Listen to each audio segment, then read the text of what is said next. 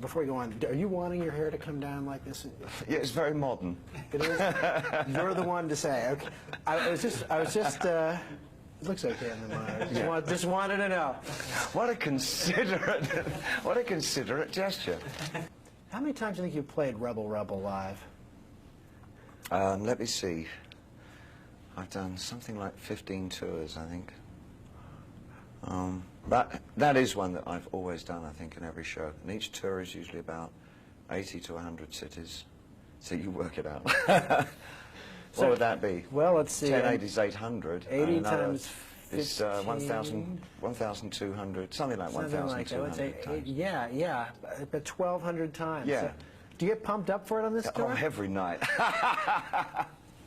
You've picked on the one song that I find the most difficult to do in the entire show. It was written for an age when I was at a particular age, and it's just like, I know it's kind of, it can be an exciting song, but it's very, the lyrics I find it's just too much back in my past.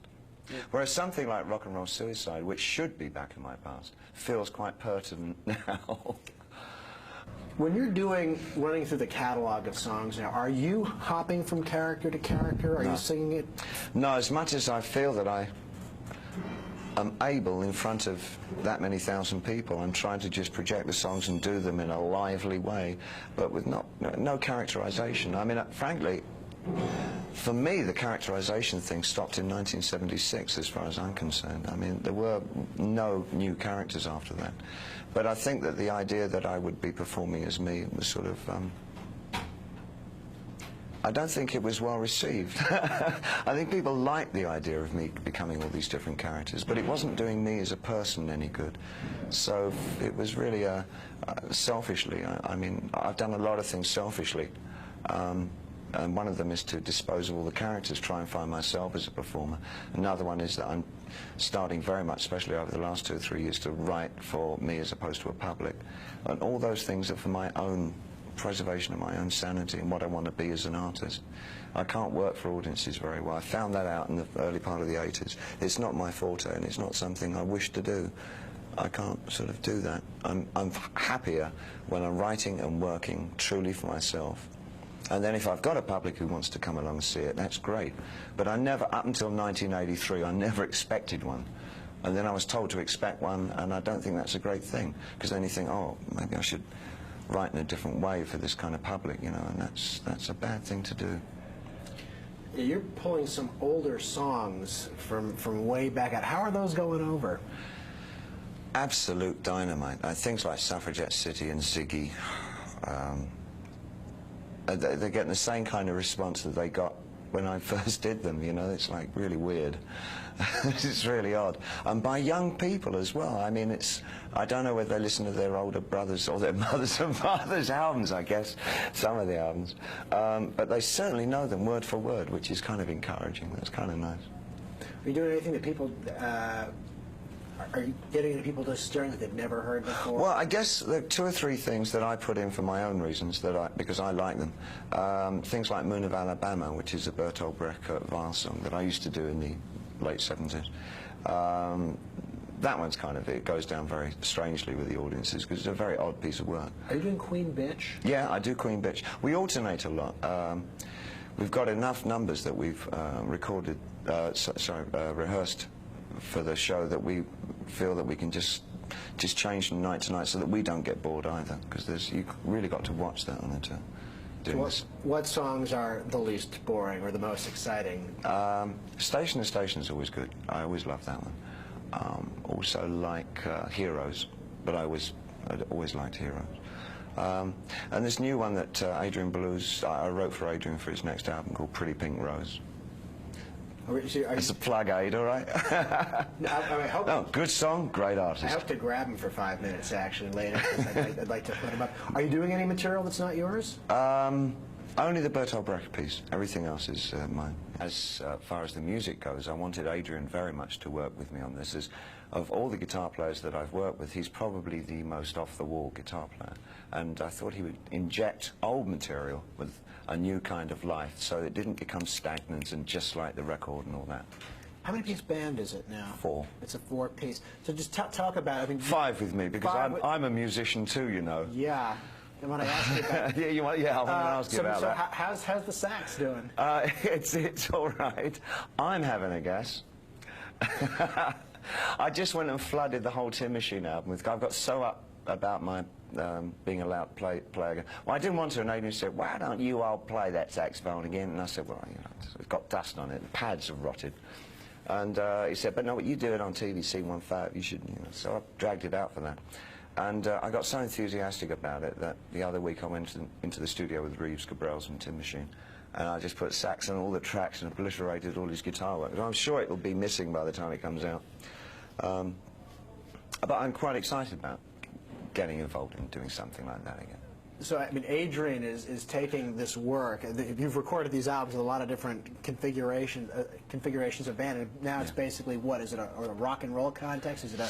Yeah, what we're trying to do is strip down the, probably the larger, overproduced pieces of work, or orchestrated pieces of work and all that, and we've just rewritten them for 4-piece band. So I guess what you get is a far more muscular approach to the songs.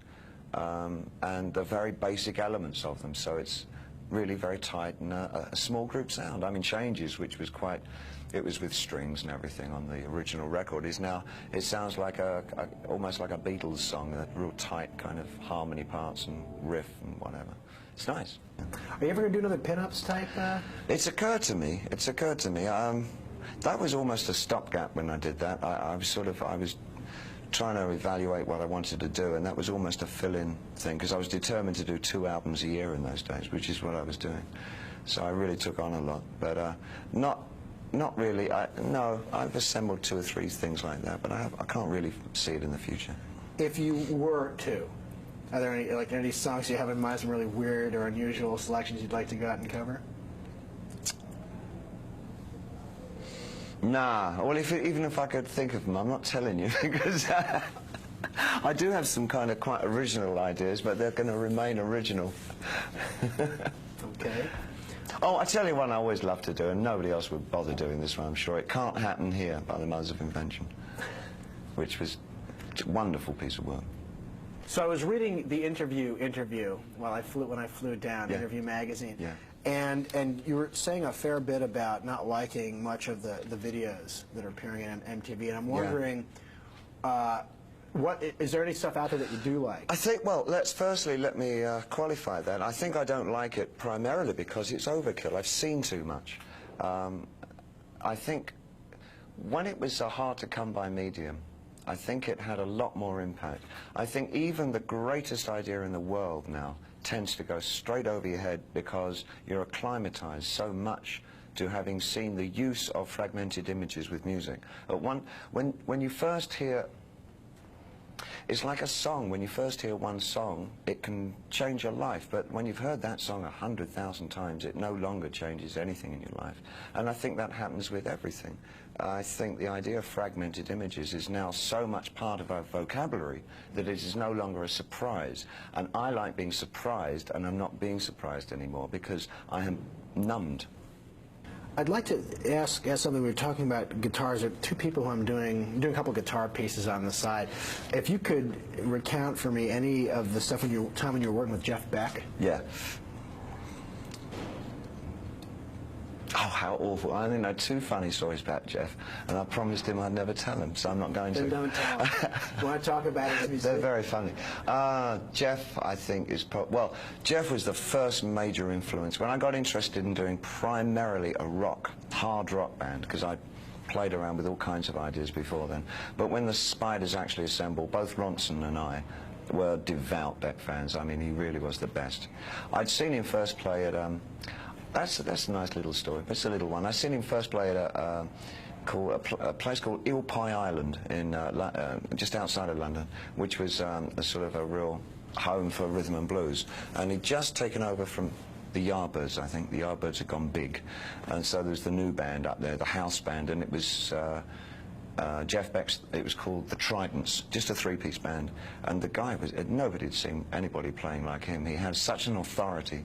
And it sounded not quite right, because he was playing things that the blues players, because most guitar players in England at that time were aping the American blues players, so it was note for note exactly solos that you could hear off albums by Muddy Waters or whatever, and B.B. King. But he had something different. He was putting his own inventions into the playing. It was really a truly sort of a homegrown style, and I just feel he's just dynamite.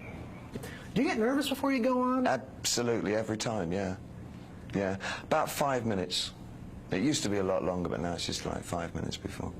What do you worry about? Remembering what I can't remember my words. I never have been able to.